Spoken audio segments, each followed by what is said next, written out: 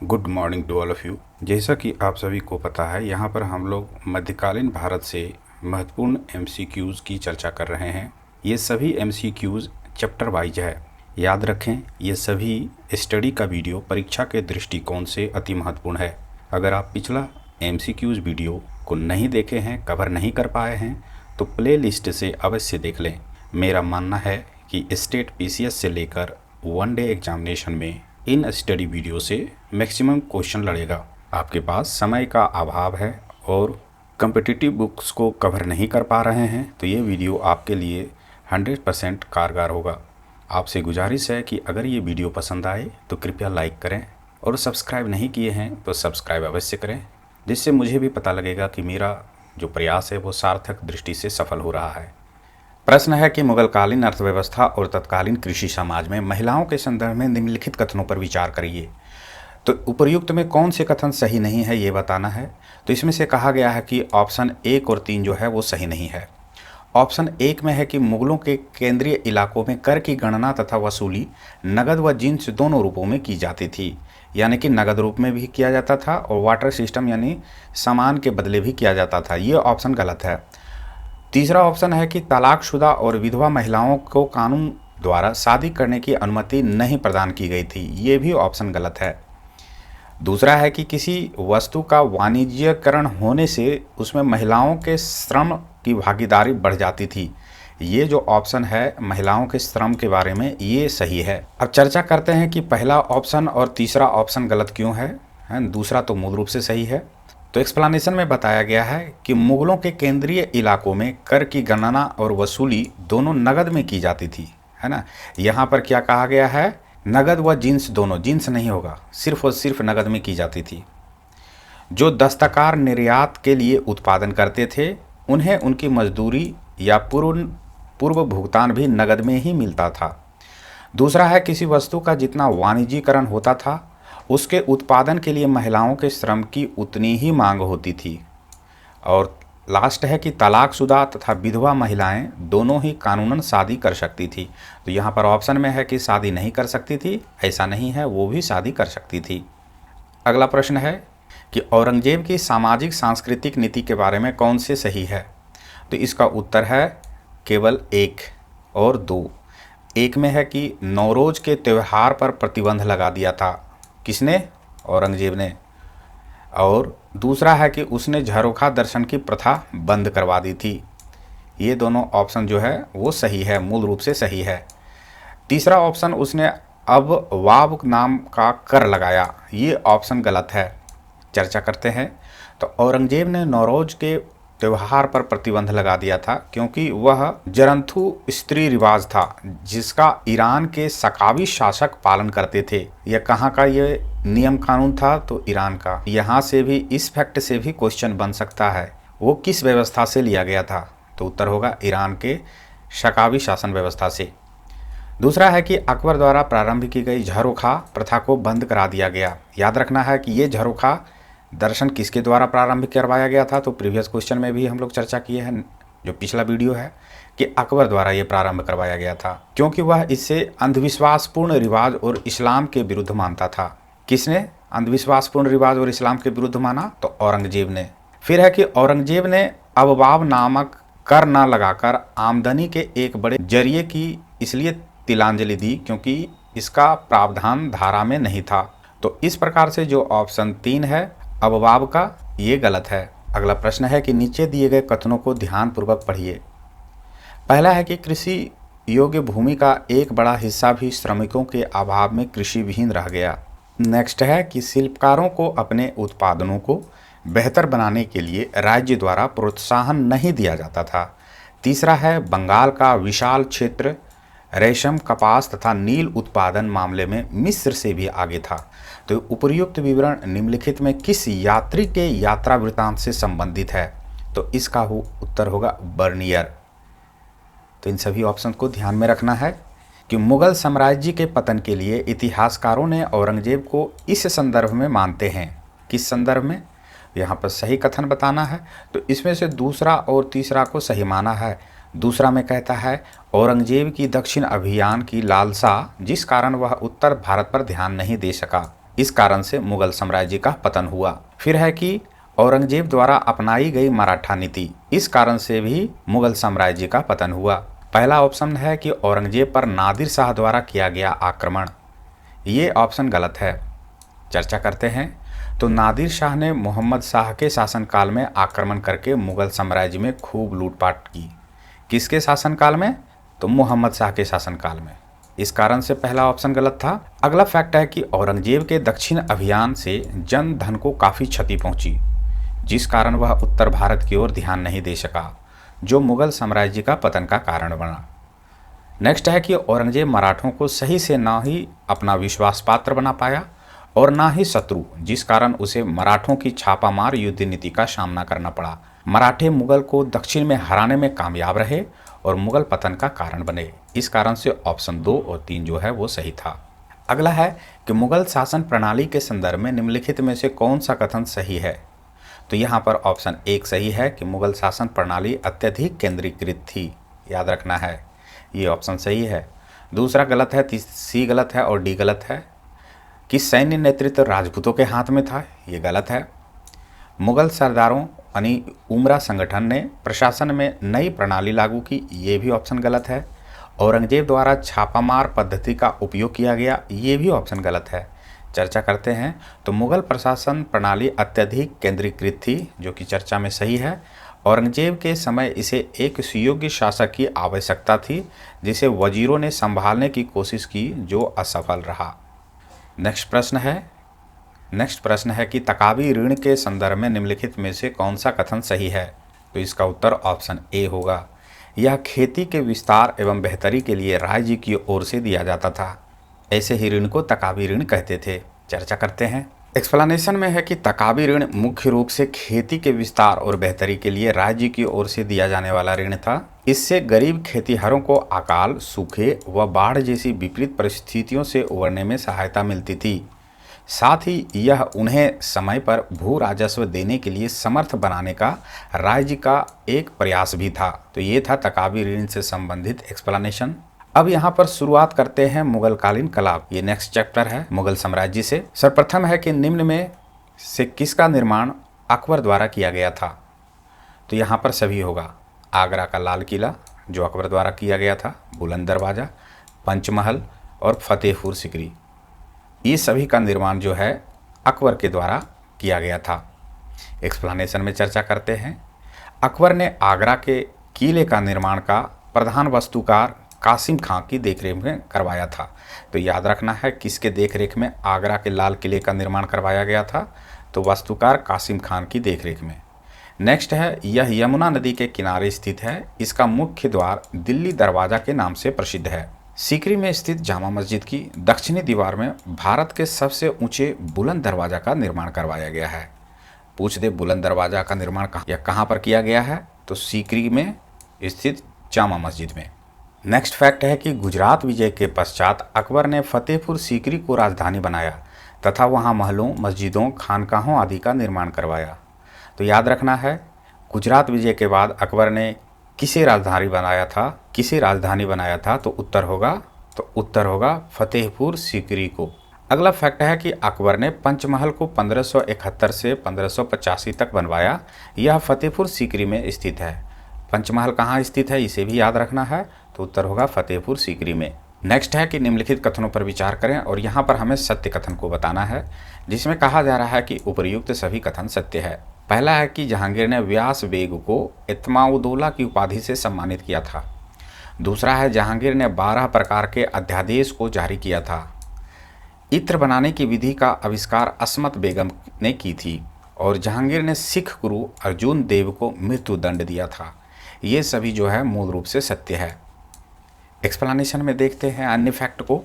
तो जहांगीर ने 12 प्रकार के अध्यादेश को जारी किया, जैसे उसने नशीले पदार्थों के निर्माण और बिक्री पर प्रतिबंध लगा दिया, है ना। किनके द्वारा ये था? तो जहांगीर के द्वारा अध्यादेश में ये सभी था। फिर उसने सरकारी अस्पतालों के निर्माण का आदेश दिया और उनमें हकीमों की नियुक्ति की। उसने आदेश दिया कि जमींदार किसानों की ज़मीन पर जबरन कब्जा नहीं करेंगे। फिर उसने अपराधियों के अंगों को छत विच्छत करने की अनुमति नहीं दी, याद रखना है। नेक्स्ट है कि लंबी अवधि तक सजा काट रहे सभी दोषियों को जेलों से रिहा कर दिया।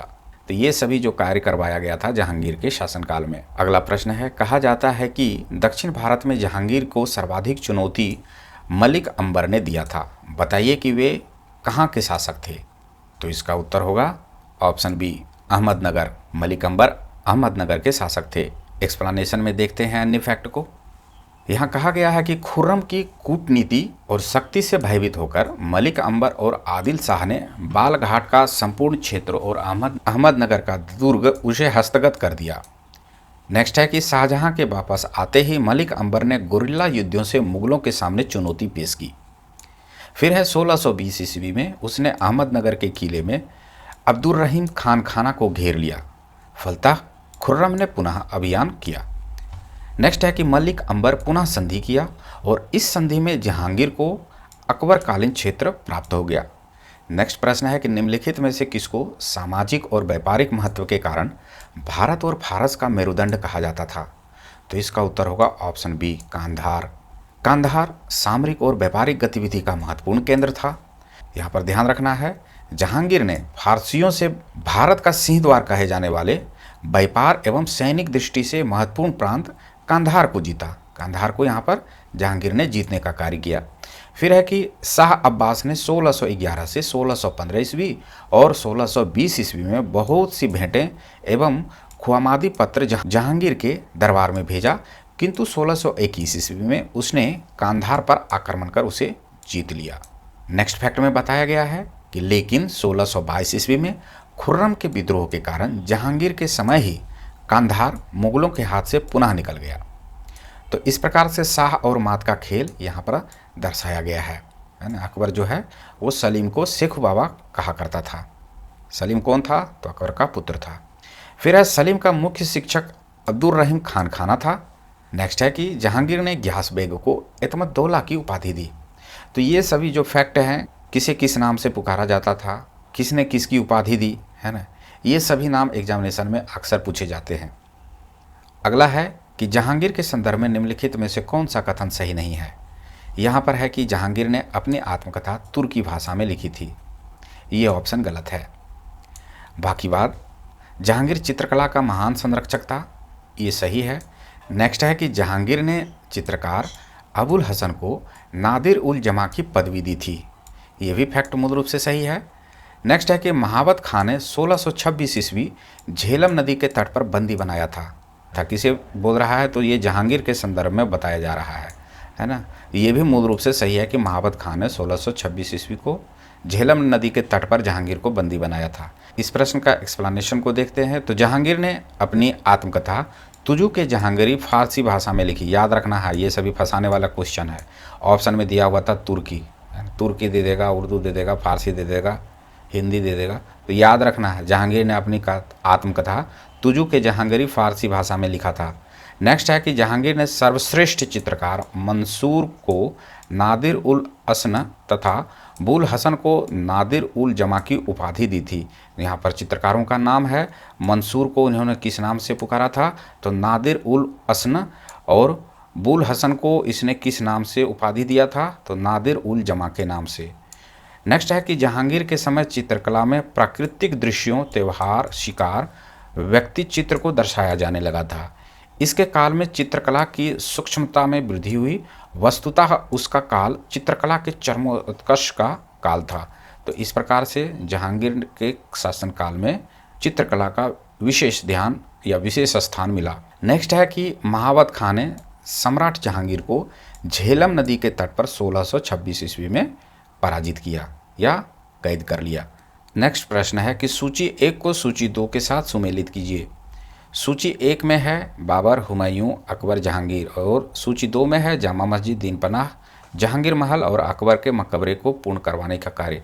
तो यहाँ पर ऑप्शन बी जो है सही है, जिसमें ए का संबंध बताया गया है जामा मस्जिद से, बाबर का जामा मस्जिद से।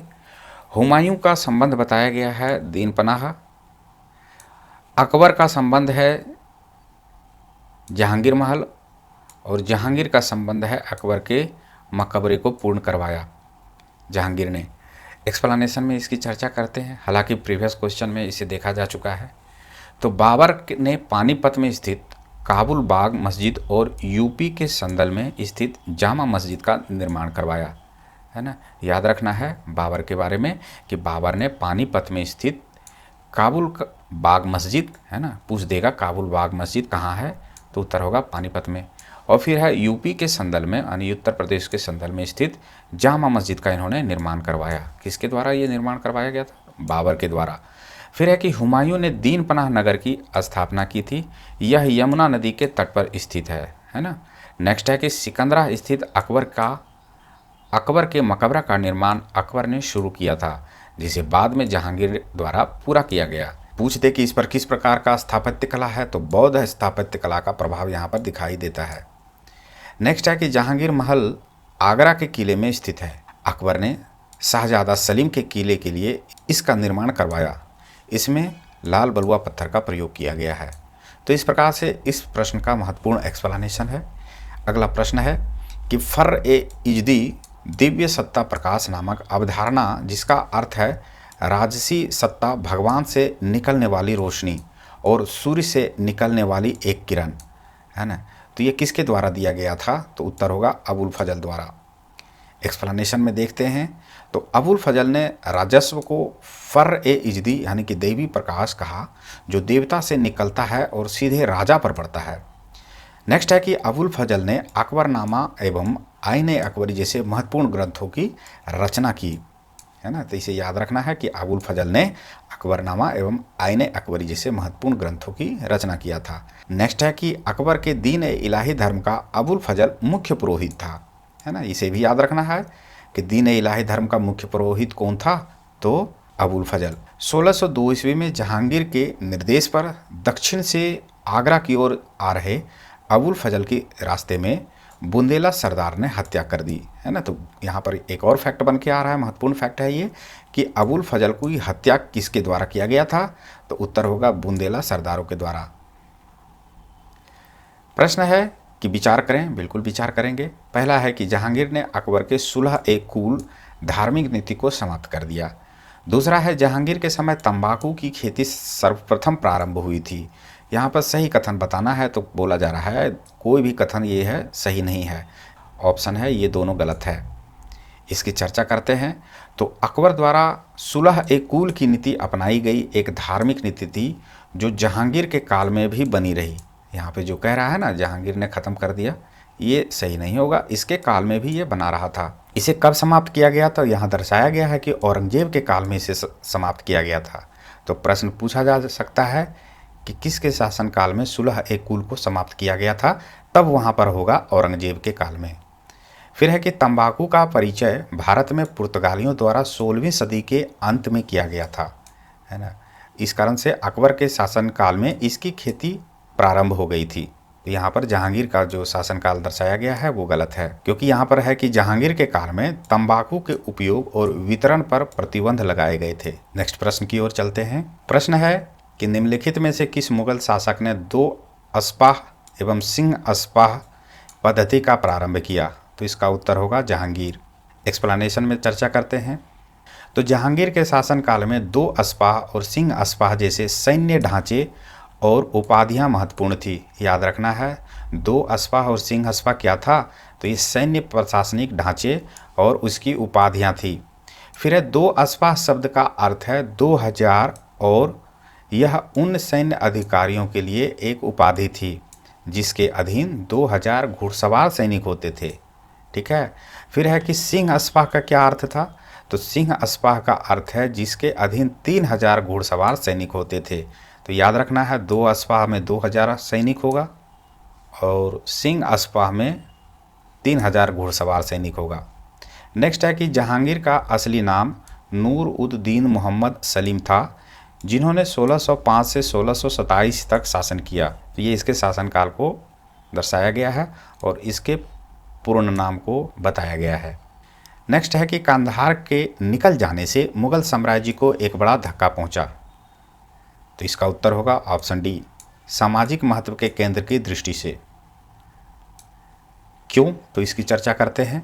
तो कांधार सामाजिक और व्यापारिक गतिविधियों का महत्वपूर्ण केंद्र था। बाबर, हुमायूं और अकबर ने उसके महत्व को समझते हुए अपना अधिकार बनाए रखा। जहांगीर शासक बनने के बाद विभिन्न राजनीतिक गतिविधियों में उलझा रहा, जिससे वह कंधार पर ध्यान नहीं दे सका। इसका लाभ उठाकर ईरान के बादशाह शाह अब्बास प्रथम ने कंधार पर अधिकार कर लिया। इस प्रकार कंधार मुगलों के हाथ से हमेशा के लिए निकल गया। यहाँ पर इस महत्वपूर्ण फैक्ट को आपको याद रखना है कि कंधार पर पूर्ण रूप से अधिकार कहाँ के शासक ने किया, तो ईरान के बादशाह शाह अब्बास प्रथम ने। और यहीं से कंधार जो है वो मुगलों के हाथ से हमेशा के लिए निकल गया। चलते हैं नेक्स्ट प्रश्न की ओर। प्रश्न है कौन सुमेलित नहीं है। तो यहाँ पर ऑप्शन बी के बारे में बोला गया है कि 5वें गुरु अर्जुन देव की हत्या 1706 ईस्वी में हुई, ये सुमेलित नहीं है। बाकी बात खुसरो का विद्रोह 1606-1607 ईस्वी के बीच हुआ था, ये मूल रूप से सही है। खुर्रम का विद्रोह 1622 से 1625 ईस्वी के बीच हुआ था, ये भी मूल रूप से सही है। महाबत खां का विद्रोह 1626 से 1627 ईस्वी के बीच हुआ था, ये भी मूल रूप से सही है। तो देखते हैं गुरु अर्जुन देव के बारे में क्या कहा जा रहा है। तो खुसरो ने अपने मामा मानसिंह एवं ससुर मिर्जा अजीज कोका की राह पर अप्रैल 1606 में जहांगीर के विरुद्ध विद्रोह कर दिया। फिर है कि 5वें गुरु अर्जुन देव की हत्या 30 मई 1606 ईस्वी में हुई थी। ऑप्शन में दिया गया है 1706 ईस्वी, याद रखना है 1706 नहीं होगा, 1606 ईस्वी होगा, है ना। अगर 1606 ईस्वी होता तो ये ऑप्शन भी सही होता। फिर है कि 1622 ईस्वी में खुर्रम ने जहांगीर के विरुद्ध विद्रोह कर दिया, जो कि ऑप्शन में सही है। नेक्स्ट है कि महाबत खान ने 1626 ईस्वी में जहांगीर को झेलम के तट पर कैद कर लिया, ये भी अब इसकी भी चर्चा हम लोग प्रीवियस क्वेश्चन में कर चुके हैं। चलते हैं नेक्स्ट प्रश्न की ओर। प्रश्न है कि शाहजहां के शासनकाल को किसके लिए सबसे ज़्यादा जाना जाता है। तो इसका उत्तर होगा ऑप्शन सी, स्थापत्य कला के उत्कृष्ट कार्य के लिए। एक्सप्लेनेशन में चर्चा करते हैं कि शाहजहां के शासनकाल मुगल साम्राज्य के इतिहास में स्थापत्य कला के क्षेत्र में स्वर्णिम युग माना जाता है, यानी कि ये स्वर्णिम युग के रूप में शाहजहां के काल को माना जाता है। किसके लिए, तो स्थापत्य कला के क्षेत्र में। फिर है कि उसने ताजमहल, लाल किला, जामा मस्जिद जैसे विश्व प्रसिद्ध स्मारकों का निर्माण करवाया। ताजमहल जिसे वो अपनी पत्नी मुमताज महल की याद में बनवाया था। इसी प्रश्न का एक अन्य महत्वपूर्ण फैक्ट है कि इसे यानी कि ताजमहल को 1983 ईस्वी में विश्व धरोहर के रूप में यूनेस्को के द्वारा मान्यता प्राप्त है।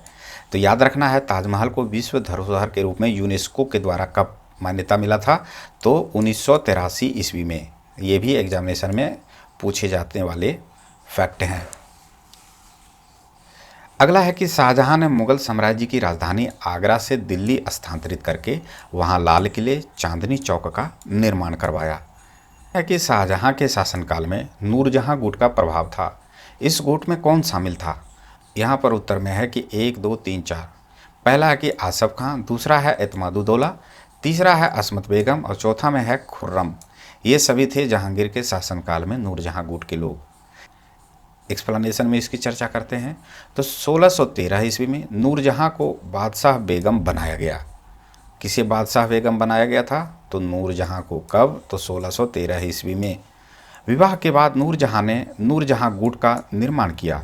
इस गुट के महत्वपूर्ण सदस्य थे नूरजहां बेगम, एतमदुद्दौला जो कि नूरजहां के पिता थे, असमत बेगम जो नूरजहां की माँ थी, आसफ खां ये नूरजहां के भाई थे, शाहजादा खुर्रम। यह गुट मुगल दरबार में जहांगीर के विवाह के तुरंत बाद ही सक्रिय हो गया, जिसका प्रभाव 1627 ईस्वी तक रहा। नूरजहां गुट के शाही सेवा में अपने समर्थकों को अधिक मात्रा में नियुक्त कर उसे उच्च मनसब प्रदान किए गए, है ना। इस प्रकार से उन्हें उच्च मनसब भी प्रदान किए गए। चलिए नेक्स्ट प्रश्न की ओर चलते हैं। प्रश्न है कि निम्नलिखित अंग्रेजों में से किसे जहांगीर ने इंग्लिश खान की उपाधि से सम्मानित किया। ये भी महत्वपूर्ण प्रश्न है। तो इसका उत्तर होगा option B, William Hawkins. Jahangir के शासनकाल में भारत में व्यापार हेतु अनेक अंग्रेज आए। 1608 ईस्वी में इंग्लैंड के राजा जेम्स प्रथम का पत्र लेकर विलियम हॉकिंस जहांगीर के दरबार में आया। उसने जहांगीर को बहुमूल्य उपहार दिए, किंतु उसे सफलता नहीं मिली। फिर 1613 ईस्वी में वे वापस लौट गया। कौन वापस लौट गया, विलियम हॉकिंस। 1618 ईस्वी में सर थॉमस रॉ पादरी एडवर्ड टेटी के साथ जेम्स का प्रथम लेकर जहांगीर के दरबार में उपस्थित हुआ। तो दोबारा जो आता है उसका नाम याद रखना है आपको, सर थॉमस रॉ। इससे पूर्व में जो आया था वो कौन था, तो विलियम हॉकिंस था, लेकिन इसे सफलता नहीं मिली थी, हॉकिंस को सफलता नहीं मिली थी। पूछ देगा विलियम हॉकिंस जहांगीर के दरबार में कब आया था, तो उत्तर होगा 1608 ईस्वी। प्रश्न ऐसा भी पूछ सकता है कि सर थॉमस रॉ जहांगीर के दरबार में कब आया था, तो वहाँ पर उत्तर होगा 1618 ईस्वी। तो यहाँ पर 10 वर्षों का अंतर है, इसे ध्यानपूर्वक देख लें। प्रश्न है कि मुगल कला के संदर्भ में पित्रा ड्यूराऊ का अर्थ है संगमरमर के पत्थर पर जवाहरात से की गई जड़ाओं का काम, जिसका प्रयोग सर्वप्रथम किया गया था, तो उत्तर होगा तमादू दौला के मकबरे में। एक्सप्लेनेशन में देखते हैं, तो जहांगीर के शासन काल में पित्रा ड्यूरा शैली का प्रयोग किया गया। इस विविध में इमारत के दीवारों को कीमती रत्नों से बने फूलों की आकृतियों से सजाया जाता था। इस शैली का प्रयोग इम्तादुद्दौला के मकबरे में किया गया था, है ना। तो याद रखना है किसके मकबरे में किया गया था, तो इम्तादुद्दौला होगा। फिर है कि जहांगीर के शासनकाल में इमारतों में लाल बलुआ पत्थर की जगह संगमरमर का प्रयोग किया जाने लगा, है ना। तो संगमरमर का प्रयोग कहाँ से शुरू हुआ था, तो जहांगीर के शासनकाल से।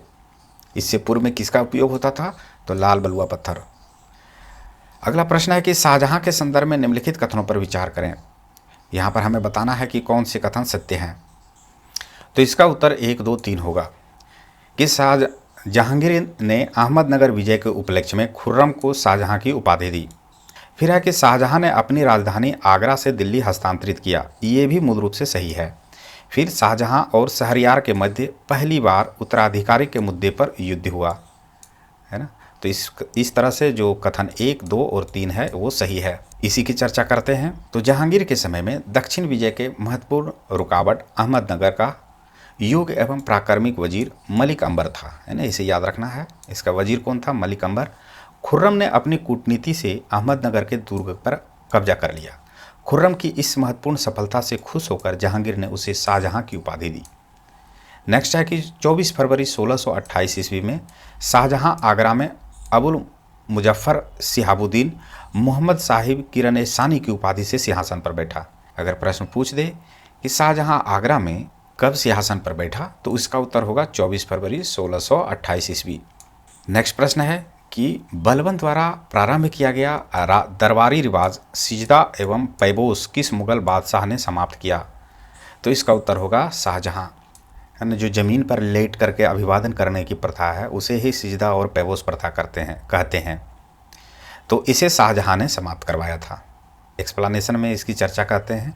तो शाहजहां ने दरबारी रिवाज सिजदा एवं पैबोस प्रथा को समाप्त किया। उसने इलाही संवत के स्थान पर हिजरी संवत का प्रयोग आरंभ किया, है ना। तो एक और यहाँ पर महत्वपूर्ण फैक्ट बन के आ रहा है कि शाहजहां ने किस संवत का प्रयोग प्रारंभ किया था, तो उत्तर होगा हिजरी संवत। फिर है कि शाहजहां ने अपने शासन के 7वें वर्ष तक आदेश जारी किया कि अगर कोई हिंदू स्वेच्छा से मुसलमान बन गए हैं तो उसे अपने पिता की संपत्ति से हिस्सा प्राप्त होगा। नेक्स्ट है कि हिंदुओं को मुसलमान बनाने के लिए एक पृथक विभाग खोला गया था, है ना। तो याद रखना है, यहाँ पर हिंदू से मुसलमान में कन्वर्ट करने के लिए एक विभाग का भी व्यवस्था किया गया था। अगला प्रश्न है कि निम्न में कौन सा विद्रोह शाहजहां के शासनकाल में नहीं हुआ, तो ऑप्शन डी है कि महावत खां का विद्रोह। बाकी बात बुंदेल राजपूत का विद्रोह सही है। खां ने जहां लोदी का विद्रोह, ये भी मूल रूप से सही है, शाहजहां के शासनकाल में हुआ था। पुर्तगालियों का विद्रोह, ये भी शाहजहां के शासनकाल में हुआ था। लेकिन महावत खां का विद्रोह शाहजहां के शासनकाल में नहीं हुआ था। एक्सप्लेनेशन में चर्चा करते हैं। तो शाहजहां के समय बुंदेलखंड का विद्रोह 1628 से 1636 ईस्वी तक हुआ था। औरंगजेब के नेतृत्व में एक विशाल मुगल सेना जुझार सिंह को परास्त किया। यहाँ पर जुझार सिंह जो थे उन्हें परास्त करने का कार्य किया था औरंगजेब का सेना। नेक्स्ट है कि खां ने जहाँ लोदी का विद्रोह 1628 से 1631 ईस्वी में हुआ। अगला है पुर्तगालियों के बढ़ते प्रभाव को समाप्त करने के उद्देश्य से 1632 ईस्वी में उसके महत्वपूर्ण व्यापारिक केंद्र हुगली पर अधिकार कर लिया। नेक्स्ट है कि महावत खां का विद्रोह 1626 ईस्वी में जहांगीर के समय में हुआ था। यहाँ पर जो उत्तर होगा, अगर जहांगीर रहता तो इस स्थिति में ये ऑप्शन सही होता। यहाँ पर ये ऑप्शन जो है वो मूल रूप से गलत है ना। जहांगीर के समय में हुआ था महाबत खां का विद्रोह। फिर है कि महाबत खां ने विद्रोह कर काबुल जा रहे सम्राट जहांगीर को झेलम नदी के तट पर कैद कर लिया। अगला प्रश्न है कि औरंगजेब के संदर्भ में निम्न में कौन से कथन सही नहीं है। तो यहाँ पर ऑप्शन बी सही नहीं है कि शासक बनने से पूर्व औरंगजेब गुजरात का सूबेदार था, ये गलत है। बाकी बात, औरंगजेब को जिंदा पीर कहा जाता था, ये मूल रूप से सही है। औरंगजेब ने जहां आरा को साहिबात उल जमानी की उपाधि दी, ये भी मूल रूप से सही है। औरंगजेब का राज्याभिषेक 2 बार हुआ था, ये भी मूल रूप से सही है। देखते हैं कि वे कहाँ के सूबेदार थे। तो शासक बनने से पूर्व औरंगजेब दक्कन का सूबेदार थे, याद रखना है। औरंगजेब कहाँ के सूबेदार थे, तो उत्तर होगा दक्कन का, ना कि गुजरात का, यानी इस कारण से ऑप्शन भी गलत है। फिर है कि औरंगजेब का राज्याभिषेक 31 जुलाई 1658 ईस्वी को दिल्ली में करवाया। देवराय के युद्ध में सफल होने के बाद 15 मई 1659 ईस्वी को औरंगजेब का दूसरी बार राज्याभिषेक हुआ। औरंगजेब के धार्मिक नीति के कारण उसे जिंदा पीर भी कहा जाता था। तो इस प्रकार से औरंगजेब से संबंधित महत्वपूर्ण एमसीक्यूज था। तो यहाँ पर हम लोगों ने मुगल कालीन राज व्यवस्था के साथ साथ मुगल कालीन कला की चर्चा किया। नेक्स्ट क्लास में हम लोग चर्चा करेंगे मध्यकाल में सूफी आंदोलन, स्वतंत्र प्रांतीय राज्य, मराठों का उत्कर्ष और शेरशाह सूरी से महत्वपूर्ण एमसीक्यूज़ को। तो आपसे रिक्वेस्ट है कि अगर ये वीडियो पसंद आए तो कृपया लाइक करें, सब्सक्राइब नहीं किए हैं तो सब्सक्राइब अवश्य करें। मिलते हैं नेक्स्ट क्लास में। धन्यवाद।